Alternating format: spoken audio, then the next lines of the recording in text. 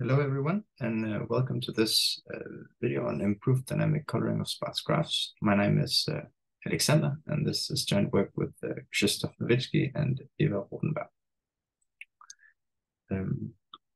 Okay.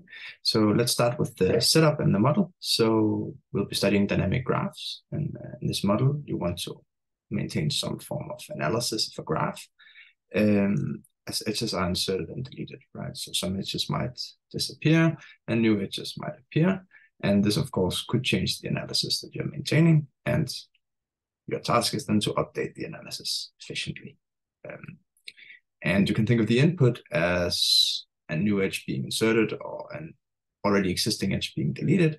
And so the equivalent, so the input has size order of log n. So the equivalent of a polytime update algorithm in this model would then be a polylogarithmic update time algorithm. So that is what we are aiming for. So there are some things to consider here. One thing is how exactly do you represent the output? If your algorithm is explicit, then every time there's a small perturbation to the input, there's an edge inserted or an edge deleted, then that would also represent itself in a small change in the output, and you can actually explicitly output these changes. But sometimes this is not possible. For instance, you can think of trying to maintain reachability in some graph. You want to be able to know, are U and V connected by some path? And just deleting one edge, if that edge turns out to be a bridge, will then cause the analysis to change for omega of n vertices, and there's simply no way you can output all of these changes. So, of course, the solution is instead to provide some query. And this query should then be able to reveal partial analysis. And so now you only have to update the queryable data structure, and then often you can get around this sort of explicit thing. And the problem we'll be looking at today is graph coloring. And in graph coloring, you are interested in assigning each vertex a color, such that two vertices that are adjacent, share an edge between them, receive different colors. And obviously this is very easy if you have many colors available. So the goal is to minimize the number of colors, and the minimum such number is called the chromatic number of G. But it turns out it's NP hard to even approximate the chromatic number. So what is typically done instead is that the coloring is parameterized. So for instance, if your graph has maximum degree delta, then it's actually delta plus 1 colorable. This is very easy to compute in the static setting. But this is a bit more challenging when you want to do it dynamically, but there's been some work on this. But this is not a very fine-grained parameterization, because you could have, for instance, a star, which has very high maximum degree, but it can be colored with only 2 colors. So maybe you can try another parameterization. For instance, there's a sparsity measure called the aberricity, denoted by alpha, of a graph G. And it's the minimum number of forests that you need to cover the edges of G. If the graph is sparse, you can do it without using too many forests. But if it's very dense, then you need a lot of forests. And it turns out that any graph is O of the aberricity colorable.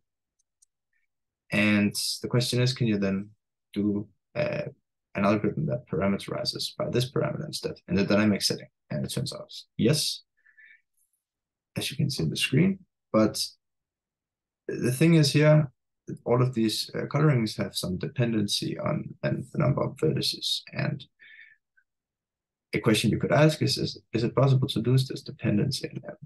And it turns out that no, it's not really possible, because even if you only have a dynamic forest, so you're at all time promised that the graph is a forest, then maintaining some constant some coloring with a constant number of colors will require you to use polynomially many recolorings, or that is changes to the output, even in an amortized setting. So there's no hope of doing this explicitly, of actually maintaining the color at each vertex. But of course, as we discussed earlier, you can then try to do an implicit version instead, where you provide some query color of V. And when that is queried, you should of course return some color of V. And between updates to the graph, between its insertions and its deletions, this query should be consistent in the sense that if you query the same vertex, you should always return the same answer. And if you query two neighboring vertices, you should return different colors. And if you query the entire graph, you should of course return a proper coloring.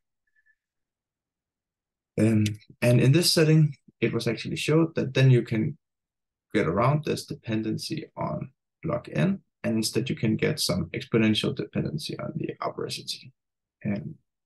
And what we do in this work instead is that we show you can actually get away with only getting polynomial amount of dependency on the aberracity. And in particular, you can get O alpha squared deterministically or O of alpha log alpha randomized. And then we try to squeeze that down even further in the end. And also we give some randomized reduction that really allows you to assume that the aberracity is logarithmic in n. So from now on, I'm going to sort of be using the aberracity and log n interchangeably. So just think of alpha being equal to log n. And finally, I want to say, of course, also that the aberracity is also not a perfect sparsity measure because there exists very dense bipartite graphs. But the aberracity is never larger than the maximum degree. Okay. So this is the framework. The idea is that we want to answer our coloring query, and to do so, we will simulate some local computation algorithm in a way that ensures that it has low computational complexity, so that it's actually a feasible thing to do in this dynamic model. And in order to get this local computation algorithm, we will simulate some local algorithm, but that local algorithm should have low volume also in order for this to be feasible. But the thing is that the local algorithm might not have low volume. So we're going to provide some dynamic data structures that give the local algorithm some advice in some sense in order to reduce the volume so that this entire framework can be implemented efficiently. So let's try to break down the parts. So first of all, you can really think of any R-round local algorithm as some function that maps the R-hop neighborhoods of each vertex in the input graph into some output. So for instance, if this is the graph on the right side, and you focus on this vertex in the bottom low corner, then its R-hop neighborhood is all of the vertices it can reach within by taking paths that have length at most R. And so really the output at this vertex will only depend on the structure of the R-hop neighborhood. So we call R the locality of the algorithm. But the thing is that such an algorithm does not necessarily need information from all of the vertices in the R-hop neighborhood. And so what we're really interested in is actually the volume, which is sort of the number of vertices or edges you need information from.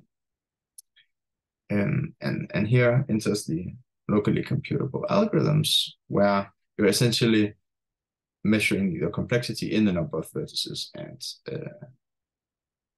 edges that you require information about. And it was shown by Parnas and Run that you can actually simulate local algorithms and thus obtain some LCA algorithm with volume, the maximum degree to the number of rounds that you're performing. But since in our case, we could have maximum degree O of n and still have very small, or omega of n and still have very small aberracity, applying this directly is not really going to get us anywhere. So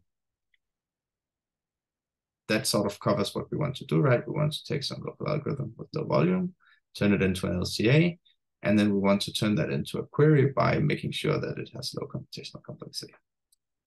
But one issue is that even in the local algorithm, in the local model, if you want to color a tree with, say, constant number of colors, then that's going to take omega of log n rounds. And even if our max degree is constant, we can't afford to pay 2 to the log n.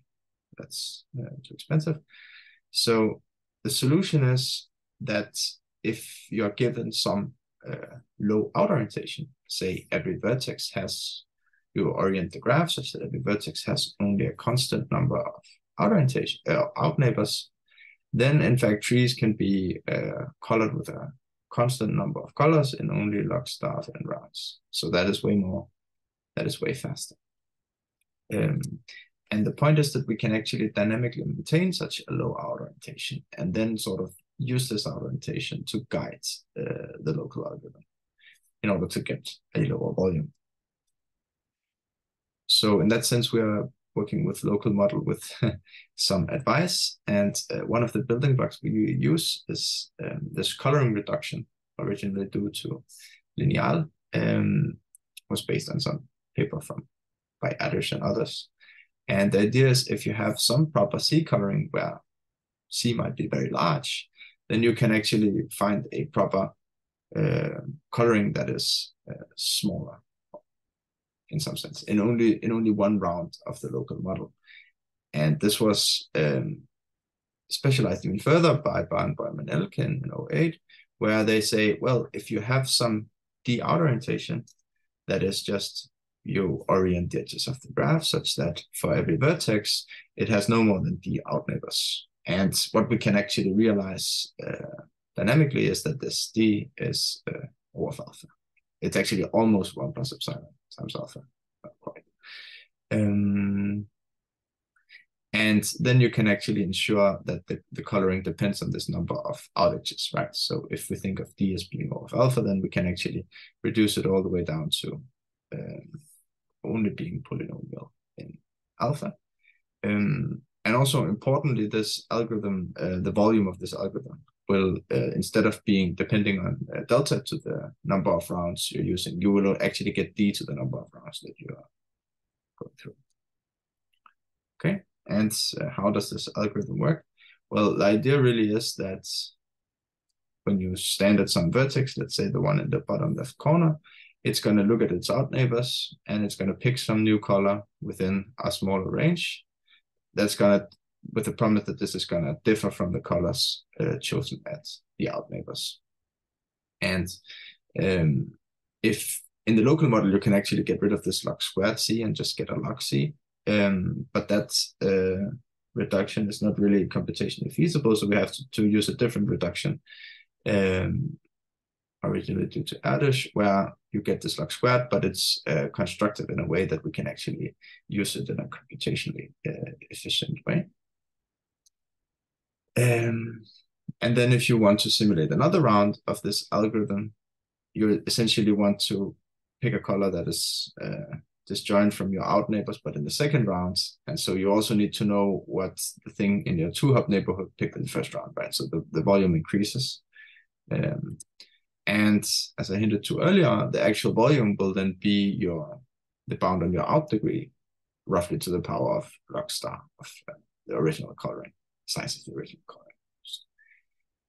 If you want to obtain some coloring that uses a polynomial amount of colors in D, which if you use some of the better outer orientation algorithms, this is going to be polynomial in alpha. But the thing is, we can actually give the algorithm more advice, because you could think about which initial coloring you use. And if you start out with just giving every vertex in the entire graph a color dependent on n, or say a color from 1 to n, then the number of rounds you're going to use are going to be more than if you start out with some coloring that's already independent of it. So we can actually use this existing algorithm that gives you some amount of coloring that's exponential in the algorithmicity as dynamic advice, but then we actually obtain an algorithm that has only poly of alpha volume, meaning that we can simulate it very efficiently. So that's what we do. And of course, we show also how to handle the computational complexity. We also give, as I hinted to earlier, an alpha log alpha randomized algorithm. And this is based on another distributed algorithm of Kafari and Limoué. And shattering, we use directed shattering. And then finally, we try to really squeeze squeeze out all we can get. And we use basically object-effective colorings, and we use maybe some things that are more dynamic algorithm in nature. We use some potential-based argument and really try to exploit that queries are asked sequentially, whereas in the local model, typically you ask all the vertices at once. And this actually allows us to bring down the guarantees a bit in the regime where you have very large impurities. Finally, some open problems. I mean, one question is you can ask is, what's the power of this framework? I mean, there are probably other combinatorial problems where there are certain explicit lower bounds that you want to try and go beneath, like you cannot output all of the changes, but maybe you can use this framework to give an implicit structure that can do better. Another question I think is very interesting is, so the reduction to these low aberracity graphs very much relies on an oblivious adversary, meaning that the adversary sort of has to fix the input sequence upfront without sort of knowing any of the random choices that you made. And what is also interesting is if you can get something like this to work, say, against an adaptive adversary that's allowed to change